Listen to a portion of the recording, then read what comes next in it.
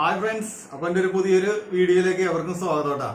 അപ്പോൾ ഇനിയിപ്പോൾ റമളാൻ മാസം സ്റ്റാർട്ടായി. ഇനിയിപ്പോൾ നമുക്ക് വലിയ വലിയ ഡിഷുകളൊന്നുമില്ല. അപ്പോൾ റമളാൻ മാസത്തിന് നോമ്പ് തുറക്കുന്ന സമയത്ത് കുടിക്കാൻ പറ്റിയ ഒരു രുചികരമായ ഒരു ഡ്രിങ്ക് ആയിട്ടാണ് ഞാനിപ്പോൾ ജ്യൂസായിട്ടാണ് വന്നിരിക്കുന്നത്. സിമ്പിളായിട്ട് തന്നെ ഉണ്ടാക്കാൻ പറ്റിയ, ഇപ്പോൾ ചക്കയുടെ സീസൺ ആയതുകൊണ്ട് വളരെ നിസ്സാരമായി കിട്ടുന്ന ചക്ക വെച്ച് ഉണ്ടാക്കാൻ പറ്റിയ ഒരു വ്യത്യസ്തമായൊരു ജ്യൂസ്.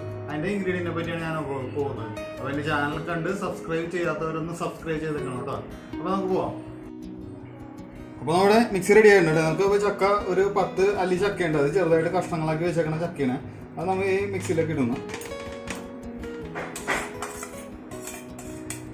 പിന്നെ ഒരു മാങ്ങ ഉണ്ട്, അത് ചെറുതായിട്ട് കട്ട് ചെയ്ത് മധുരമുള്ള മാങ്ങയുണ്ട്. പുളിയുള്ള മാങ്ങ അത് ഇടാതെ മധുരമുള്ള മാങ്ങ ഒരെണ്ണം ഇട്ടിട്ടുണ്ട്.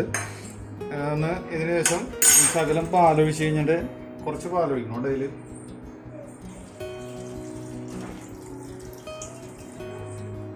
അതിന് ശേഷം ഒന്ന് അടിച്ചെടുക്കണം കേട്ടോ പയ്യെ.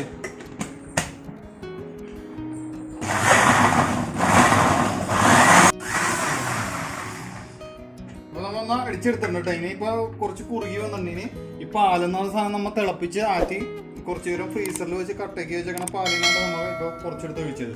ഇനി നമുക്ക് ഇതിൻ്റെ അതുകൊണ്ട് കുറച്ച് പഞ്ചസാര അത് ഇട്ട് കൊടുക്കണം.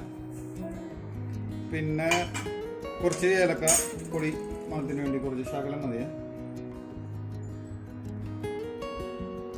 പിന്നെ വേണ്ട കുറച്ച് കണ്ടൻസ് മിൽക്കാണ് കേട്ടോ, ശകലം മതിയേ.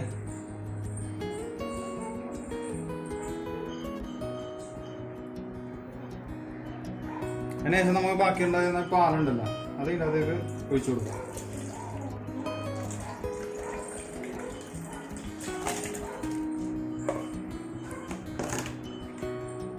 എന്നിട്ട് രണ്ടാമതൊന്നും കൂടി ഒന്ന് ബ്ലെൻഡ് ചെയ്തെടുക്കണം കേട്ടോ മിക്സിയിലിട്ട്.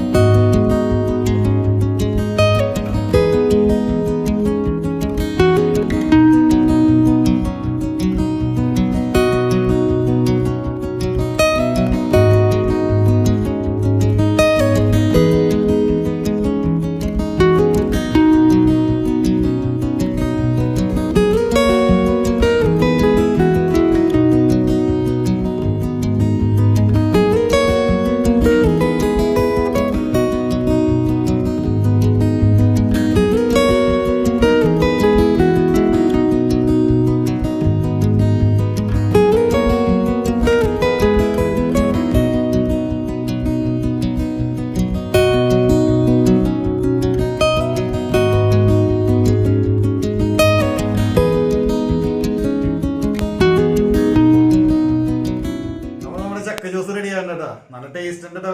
ഇത് കുടിച്ചു നോക്കിയിട്ടില്ല, നോമ്പ് മാസം ചെയ്തുകൊണ്ട്. എന്നാലും ഞാൻ ഇതിന് മുമ്പ് തന്നെ ട്രൈ ചെയ്ത്, നോമ്പിന് മുമ്പ് തന്നെ ട്രൈ ചെയ്തായിരുന്നു.